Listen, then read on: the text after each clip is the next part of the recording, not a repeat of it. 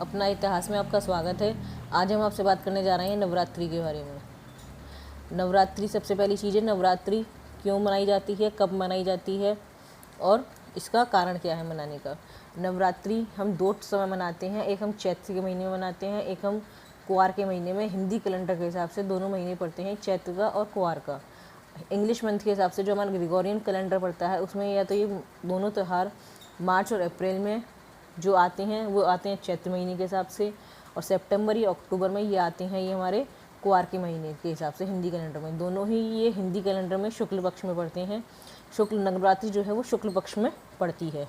नवरात्रि का मतलब ही आपको दिखाई दे रहा हो, नव और रात्रि। नव मतलब होता है 9 और रात्रि मतलब होता है रात। तो इसका मतलब ये त्यौहार है 9 रातों का। 9 रात के त्यौहार को हम नवरात्रि कहते हैं। नवरात्रि जो चैत्र वाली आती है वो ना तो ज़्यादा जगहों पर मनाई जाती है और ना ही ज़्यादा प्रसिद्ध है, पर क्या कहते हैं यूपी साइड में, ये यूपी वेस्ट में या यूपी साइड में ये बहुत हर्षोल्लास से मनाई जाती है ये वाली भी। और जो कुआर वाली आती है ये ऑल ओवर इंडिया, पूरे विश्व में, पूरे इंडिया में बहुत ही धूमधाम से मनाई जाती है। इसी पे हम लोग क्या कहते हैं, वेस्ट बंगाल में तो ये बहुत ही फेमस है। इसको हम वेस्ट बंगाल में जो कहते हैं वो दुर्गा पूजा के नाम से भी ये प्रसिद्ध है। वहाँ पे हम लोग यहाँ पर इसको नवरात्रि कहते हैं, वहाँ पर हम इसको दुर्गा पूजा कहते हैं।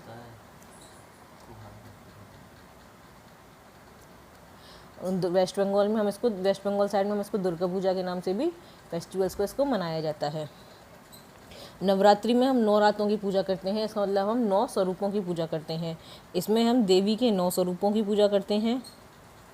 देवी के जो 9 स्वरूप होते हैं वो इस प्रकार होते हैं। पहला होता है शैलपुत्री, दूसरा होता है ब्रह्मचारिणी, तीसरा होता है चंद्रघंटा, चौथा होता है कूष्मांडा, पांचवा होता है स्कंद माता, छठा होता है कात्यायनी, सातवां कालरात्रि, आठवां महागौरी और नवम सिद्धिदात्री।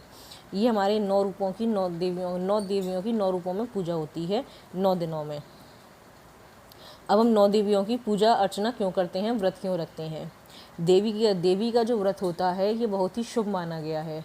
देवी का व्रत सभी मनोकामनाओं को पूर्ण करने वाला माना जाता है।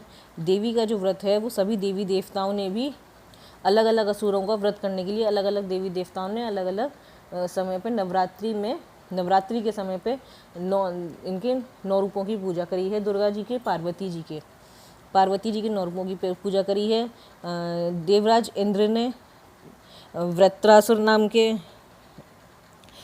राक्षस को मारने के लिए व्रत किया था देवी जी का, और शिव जी ने त्रिपुरासुर नाम के राक्षस को मारने के लिए 9 देवी नवरात्रि में देवी की उपासना की थी, पूजा अर्चना की थी। विष्णु भगवान ने मधु नाम के राक्षस को मारने के लिए क्या कहते हैं नवरात्रि में देवी की पूजा की थी। और भगवान राम ने रावण को मारने के लिए देवी की पूजा की थी। भगवान राम को वो बाण जो क्या कहते हैं अमुक बाण था जिससे उन्होंने रावण का अंत में वध किया था, वो उनको देवी की उपासना करके ही प्राप्त हुआ था।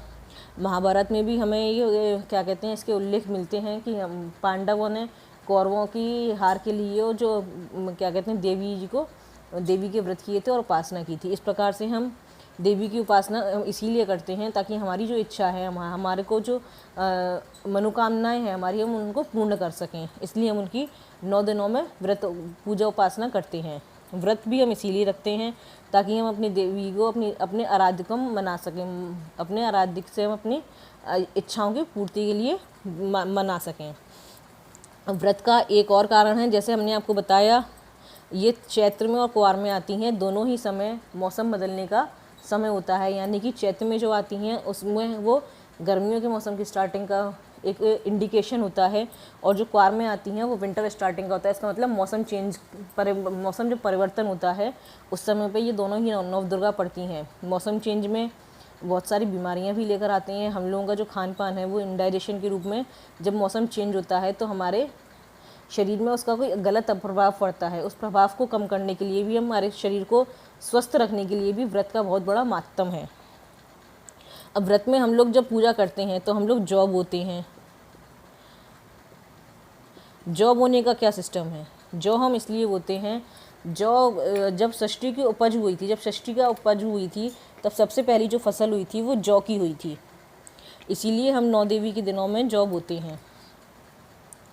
नौ देवी के दिनों में जौ बोने का एक हमारे क्या कहते हैं एक संकेत भी है कि हमारे जैसे जौ आ रहे हैं वो इस प्रकार से आ रहे हैं, कैसे आ रहे हैं, उसका हमारा साल हमारा कैसे जाएगा, हर 6 महीने में हमारे कैसे जाएंगे, उसका भी एक संकेत होता है। जैसे कि मान लीजिए जौ जब हम बोते हैं तो ज़्यादा से ज़्यादा 2 दिन में वो कुल्ला फूटने लगते हैं, मतलब हल्के हल्के आने लगते हैं 2-3 दिन के अंदर। अगर हमारे 2-3 दिन के अंदर नहीं आ रहे हैं तो इसका कारण एक तो ये हो सकता है हमने ढंग से नहीं बोए हैं जौ।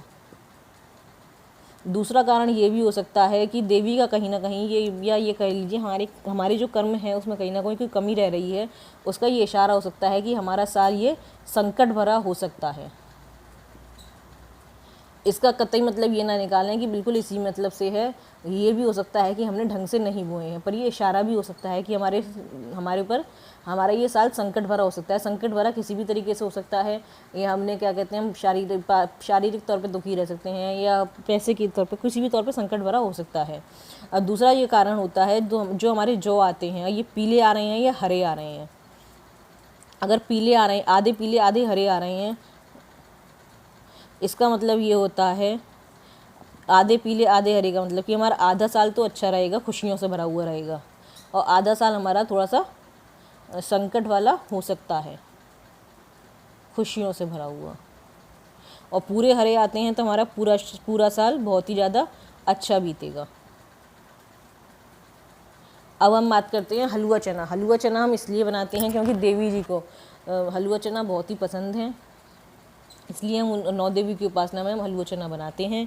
अब आते हैं कि हम हवन वगैरह क्यों करते हैं। हमने ये देखिए कोई भी काम करते हैं तो सबसे पहले हम उसमें अग्नि में आहुति देते हैं। कोई भी हम अपना वो रखते हैं, मनोकामना रखते हैं, या कोई भी हम अपनी जो चीज़ है सिद्धि वगैरह लेके चलते हैं, उसमें हम सबसे पहले कोई काम की शुरुआत करते हैं तो हम उसमें हवन करते हैं। हवन को अग्नि को साक्षी मानकर हम कोई काम आगे बढ़ते हैं। सबसे पहले हम जो साक्षी मानते हैं वो गणेश जी को मानते हैं। उसके बाद हम जो है अग्नि को साक्षी मानकर अग्नि